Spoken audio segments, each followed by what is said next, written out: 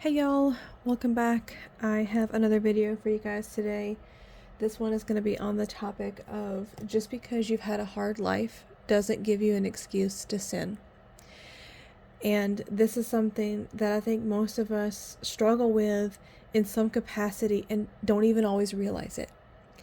Because it's something that I've caught myself on. Like, oh, well, you know what? I can cut corners a little bit today because it's been a really hard day.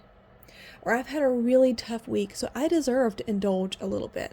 I mean, yeah, it's sinful, but I mean well. This is my treat. This is my reward. I'm going to slacken the rope a little bit and let myself have a little more freedom here to indulge in this sin because it feels good and because I deserve it. No, I don't. I don't deserve to indulge in sin, no matter how difficult my day has been, no matter how difficult my week or my entire life has been. We do not get a free pass to sin just because things are hard, just because we struggle or suffer. We don't get an excuse to cut corners in our faith. I mean, we're human. We're going to make mistakes. We're going to mess up. But intentionally cutting corners like, well, you know what? I know I should read my Bible today, but I'd rather watch something I shouldn't be watching or listen to something I shouldn't be listening to.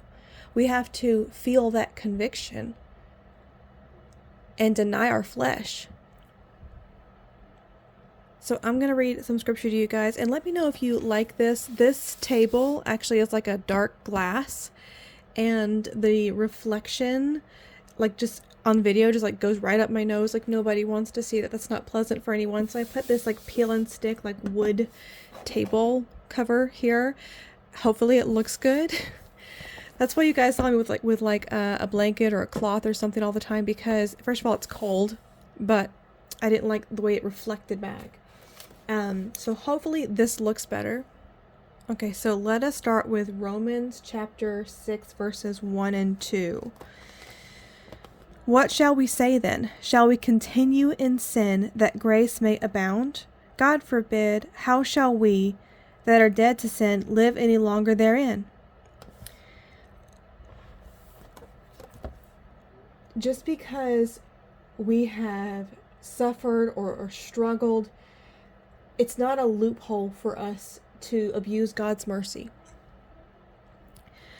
The next thing that I want to read, we're going to go to Luke. We're going to go to chapter 9, verse 23. Let me just take this off here. And he said to them all, if any man will come after me, let him deny himself and take up his cross daily and follow me. We are to pick up our cross daily if we are followers of Christ. That doesn't mean that we're not going to struggle with temptation. Our flesh is weak in that way. That doesn't mean that we're not going to suffer or struggle in ways. But he asks you to consciously keep choosing him. That means we are to deny our flesh. We are to submit to him with our whole hearts, minds, even when it's hard. Even when there's no immediate reward or gratification. We are to remain obedient, even when other people are indulging in sin all around us. There are people that go through unimaginable traumas and experiences. They deal with extreme amounts of stress and exhaustion. They're constantly disappointed or feel let down, feel discouraged, overcome with grief. And God does see that. He sees our struggle. He sees our pain. He cares about it. But it doesn't mean that we have an excuse to not be obedient. And I call myself out because I've made these excuses too. And I see them now for what they were, but then I didn't want to feel the conviction for it when I told myself things like, well, I've had a really bad week. It's been a rough one. I deserve this. God is going to understand it because I'm going to do better tomorrow. I'm going to let myself slip up this once, or, I'm going to indulge in this thing that I shouldn't. I'm going to, I don't really feel like reading my Bible tonight because I'm tired. I don't feel like saying a prayer because I'm just overwhelmed as is. But those are the times that we should be on our knees, crying out in prayer more than ever. Where is our priority? Just because God is merciful, just because God has given us grace, it's not, He forgives our sin, but it's not permission to keep sinning or to find reasons or excuses to fall back into. We're going to be tempted. That's going to happen. We're going to mess up sometimes. We all fall short. But we make these conscious efforts. God sees that too. See, because God just wants to have a relationship with you. He knows when you're struggling. He knows when you're tired or when you're overwhelmed. And He loves you so much that He has done and given so much for you. He's forgiven so much for you. And your sin hurts Him. We owe Him everything. So how does He feel when we keep choosing our sinful nature over Him?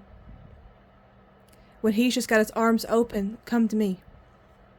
And we're like, oh no, I'm going to drink in excess. I'm going to watch this television show that I should not be watching. I'm going to listen to this vulgar music. I'm going to, experiment with this, that, and the other. Because we are telling God that we want these things over Him. We can't keep justifying our sin because we're just conditioning ourselves to run to this sinful thing instead of the comfort of God and relying on Him fully.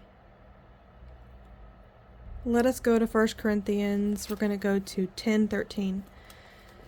There hath no temptation taken you but such as is common to man, but God is faithful, who will not suffer you to be tempted above that ye are able, but will with the temptation also make a way to escape, that ye may be able to bear it.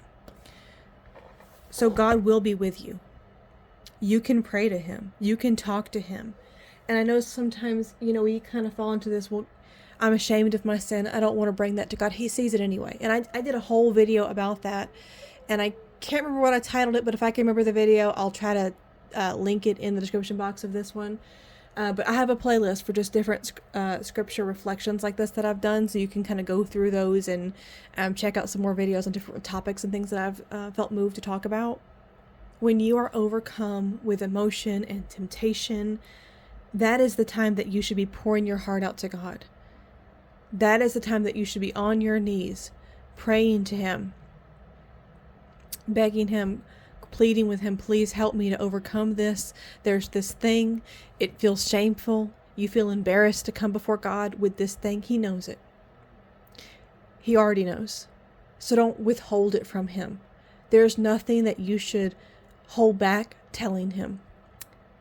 Because when you bring yourself before Him humbly and tell Him, I'm struggling with this thing and I'm so embarrassed, but I need your help because I can't do it on my own. That is when He begins to move in your life. That's when He begins to help you.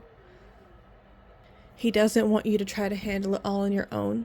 He wants to be there with you. So allow Him to be. Bring it to God. Don't use your struggles as an excuse to indulge in sinful behavior. And I hope that this message helps somebody out there. I try to talk about things that I'm struggling with, or things that I'm recognizing, things that I'm learning, things that are convicting me in my personal life, or things that I hear other people talking about they're struggling with or dealing with that, inspire me. And I hope that these messages reach somebody else that needs to hear them. So thank y'all so much for watching, liking, sharing, subscribing. I love when you guys leave comments. I have loved reading with them, getting to know you all. And I hope to see you in the next one. Bye, y'all.